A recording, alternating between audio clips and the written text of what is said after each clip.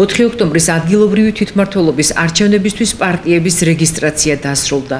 ცესკოს ინფორმაციით, არჩევნებში მონაწილეობის უფლების მისაღებად სულ ცენტრალურ საარჩევნო კომისიას 17-მა პარტიამ მიმართა, მათგან 3-ს რეგისტრაციაზე უარი ეთქვა, ვინაიდან მათ ვერ დააკმაყოფილეს კანონით დადგენილი მოთხოვნები. პოლიტიკური პარტიებისთვის შემდეგი ეტაპი მოიცავს პარტიული სიების, მაჟორიტარი და მერობის კანდიდატების წარდგენას, რომელსაც პარტია შესაბამის საარჩევნო კომისიას წარუდგენს არაუგვიანეს 4 სექტემბრისა, რის შემდგომაც დაიწყება წარმოდგენილი დოკუმენტაციის შემოწმებისა და შემდეგ უკვე რეგისტრაციის პროცესი. ზესტაფონის საოლქო საარჩევნო კომისიის თავმჯდომარე იმ პროცედურებზე საუბრობს, რომელიც არჩევნებში მონაწილეობით დაინტერესებულ პოლიტიკურ სუბიექტებს ეხებათ, ის ასევე გარკვეულ ინფორმაციას აწოდის ელექტორატსაც. 2025 წლის 4 ოქტომბერს იმართება მუნიციპალიტეტის ორგანოთა არჩევნები. ამომრჩევლები ირჩევენ როგორც საკრებულოს წევრებს, ასევე მუნიციპალიტეტის მერს. რაც შეეხება საკრებულოს, ტარდება ორი სისტემით, ეს არის პროპორციული სისტემა და მაჟორიტარული საარჩევნო სისტემა.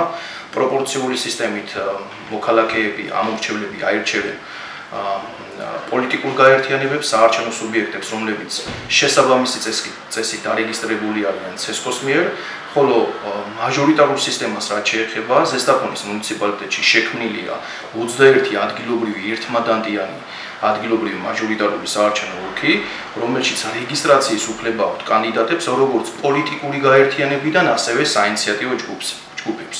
ვადებს რაც შეეხება პოლიტიკურ გაერთიანებებს აქვთ კენჭისყრამდე არაუგვიანეს 30 დღე რეგისტრაციისა, ხოლო საინიციატივო ჯგუფის რეგისტრაციის ვადა არის კენჭისყრამდე არაუგვიანეს 57 დღე, ანუ ეს არის 18 აგვისტო.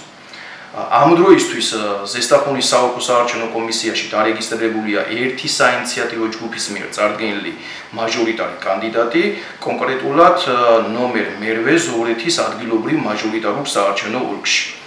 საკრებულოს შემადგენლობას რაც შეეხება არის პროპორციული საარჩევნო სისტემით 4%-იანი ბარიერი და 4%-იან ბარიერს გადალახული პარტიები გაინაწილებენ შესაბამის მანდატებს. მე მინდა აქცენტი გავაკეთო ამომრჩევლებისთვის და განვმარტო როგორ შეიძლებათ მათ არჩევნებში მონაწილეობა და ხმის მიცემა. იქნება კომპოზიტური ბიულეტენი, ანუ ერთ ცალ ბიულეტენზე იქნება 3 სვეტი, შესაბამისად ამომრჩეველი ერთ ბიულეტენში აირჩევს როგორც პროპორციულ, ასევე მერს და ასევე მაჟორიტარს. 2025 წლის 4 ოქტომბრის არჩევნები ტარდება ზუსტად იმ სისტემით, როგორც ჩატარდა 2017 წლის ადგილობრივი თვითმმართველობის არჩევნები, საკრებულოს შემადგენლობა დარჩება ზუსტად იგივე, 21 მაჟორიტარს დაემატება 15 პროპორციული სიით არჩეული წევრი და შესაბამისად შეავსებენ საკრებულოს. რაც შეეხება საუბნო საარჩევნო კომისიების დაკომპლექტებას, 5 წევრს ირჩევს საუბნო საარჩევნო კომისიისა 3 ხელმძღვანელ პირთან ერთად თავმჯდომარე, მოადგილე და მდივანი საოლქო საარჩევნო კომისია, ანუ სულ 8 წევრს ირჩევს. რაც შეეხება დანარჩენ 5 წევრს, ნიშნავენ პოლიტიკური პარტიები, რომელთაც უფლება აქვთ კანონის შესაბამისად დანიშნოს საუბნო საარჩევნო კომისიის წევრები.